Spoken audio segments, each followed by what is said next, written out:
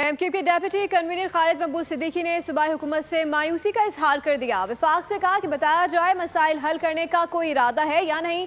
सवाल किया कि जागीरदाराना जमहूरियत मोरूसी सियासत की किसको ज़रूरत है।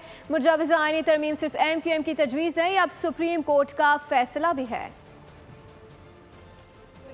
सूबे सिंध में तकरीबन 97% वहाँ के बजट के लिए, वहाँ के ख़जाने में कराची के टैक्स से रकम जाती है। सिंध में दो तबके हैं, एक वो जो सिंध के बजट का 90 से 100% तक देते हैं और दूसरा जो 100% खर्च करते हैं।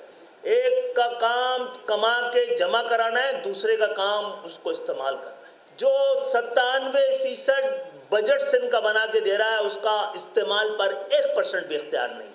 आप बताइए, इस तरह तो घर भी नहीं चल सकते, सूबे और रियासत किस तरह चलाई जाए। लेकिन गुज़श्ता 14 साल से जिस तरह सिंध के शहरी इलाकों की माशी, इक़्तिसादी और तालीमी नस्ल कुशी की जा रही है, उसमें हमारी दरख्वास्त है कि मुल्क के दीगर हिस्सों से भी आवाज़ उठनी चाहिए।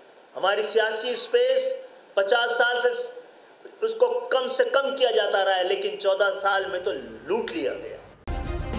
सब्सक्राइब करें और बेल दबाएं ताकि कोई खबर रह न जाए।